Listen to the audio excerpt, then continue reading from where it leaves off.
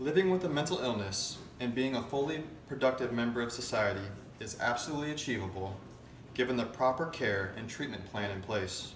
The outlook is extremely positive.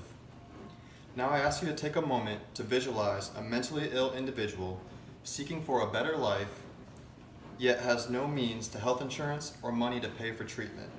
What is the outlook like for this person? Not only is our current system failing our non-insured mentally ill, it is taking lives each and every day, contributing to the problem of overall lack of care and underfunding for the mentally ill. The lack of care for the non-insured people is a topic many people may be in ignorance to because it may currently not be an issue in their lives. However, it is very real and, in my opinion, an epidemic. We as a society can do so much better to provide quality mental health care for everyone, insured or not. This topic really hits home for me because I too personally live with a mental illness, and I've seen it firsthand, the quality of treatment that non-insured people receive. Treatment as a whole is not anywhere close to where it needs to be, and it's even worse for the non-insured. A dear friend of mine battles with depression, and sometimes his depressions get so bad that he is suicidal. He has no insurance and no money. What are his options? He tells me the emergency room treats him the best and he gets the best care. However, once they find out he doesn't have insurance, within 24 to 48 hours, he gets a Band-Aid and he's out the door with a script that he doesn't even have money to fill. Most of the time, he treats these suicidal depressions with self-medicating, alcohol or drugs, which in a nutshell is making his problem worse, but it's the best thing he can come up with. In this last go around for him, he conjured up a scheme to where he would commit a misdemeanor crime and serve 30 days in jail just to get himself in a relatively safe environment, and so he could see a doctor in there and get on some medications.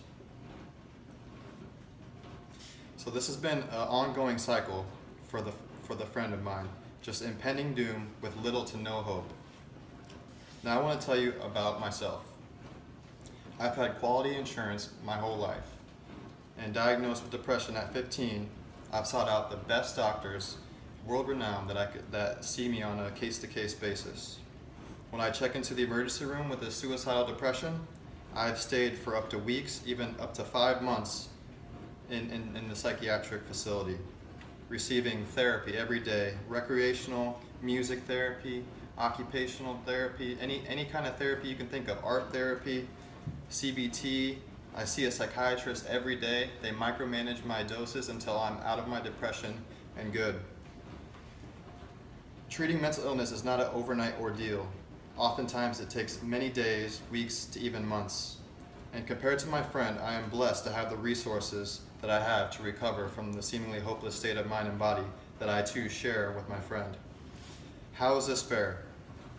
His best treatment option is blotting out his mere existence with drinks and drugs, or commit a crime and serve time in jail, compared to the quality treatment that I receive with good health insurance. Something needs to be done about this. If you were to go to the emergency room with a completely shattered arm, completely broken, and you had no health insurance, they would be required by law to fix your arm. Surgeries, whatever it took to fix your arm, they would be required to do that. Now, if you go to the emergency room with a mental illness and you're suicidal and you have no insurance, you're going to get a Band-Aid and be out the door in a couple days. This is not right. We as a whole need to figure out a better solution.